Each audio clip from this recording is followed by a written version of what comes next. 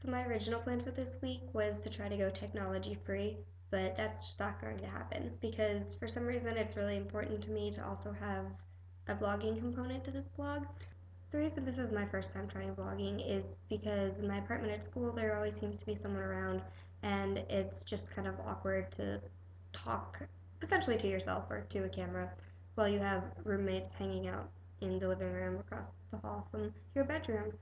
So I decided to wait until spring break when I came home, well, to my parents' house, where I basically have the house to myself all day while everyone else is at work.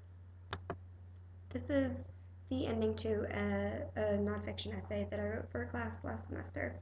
It's called No, I'm Not Chinese, and it's all about identity and home.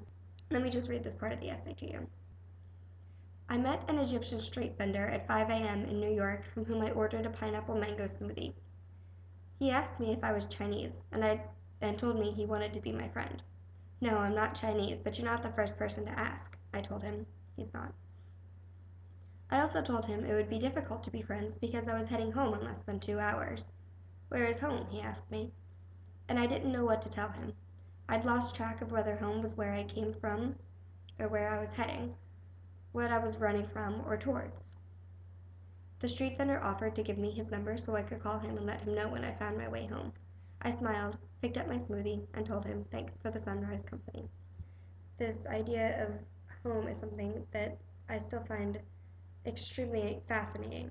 I came to realize last night that I'm virtually homeless, or almost homeless, at this point in my life.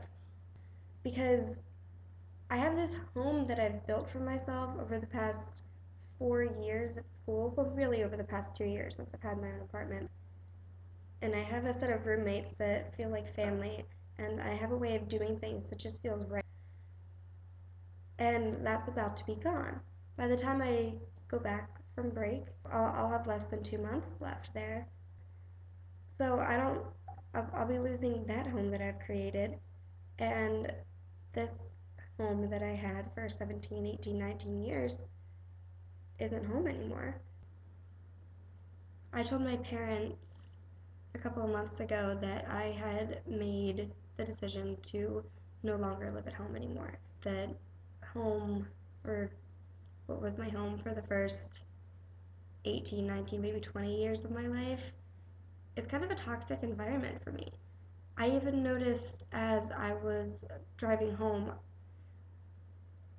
as I was driving back to my parents' house from school, that just getting within 2 hours of this place, I was starting to have those eating disordered thoughts again and those feelings that I was starting to leave behind. And this place here, it's just a reminder of my past. And my middle school and high school life was not a very happy one. I have this blog that I kept since I was 14 years old, and there are just signs of depression all through it. And there was one point where I told my mom that I thought that I might be depressed and I thought that I might be having issues with food, and I think it was somewhere around sophomore year of high school. And she just kind of shrugged it off like, "Oh, honey, you're just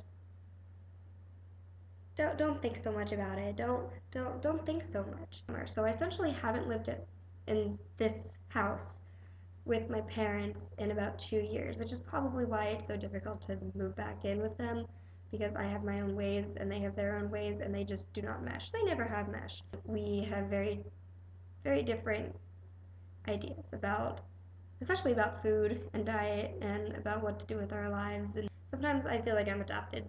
I know I'm not, but it's time to move out. It's kind of a weird thing to realize and a weird place to be in your life when you realize that your parents' house really just is not your home anymore. It, I'm coming up to a point where I need to move off, start my own life, and find and build a new home. And I feel really good about that because I feel like total crap here. I do not feel good. I feel sluggish. I feel full a lot. I don't feel like eating, but I do because I know what the other side is like. And I know that what's bugging me right now is the eating disorder trying to clamp onto whatever it can to keep me under its, I want to say its spell almost, to keep me in its possession. And knowing that this, well, being so sure that this environment is toxic is just making me even more sure about my plans for the future. It's making me even more ready to graduate and to start fresh and start new and start living a life that makes me proud to say that it's mine. And what's pushing me through is knowing that that's coming. As sad as it's going to be to leave the home that I've created for myself at school, something better is coming. Something better is coming. It's all worth it.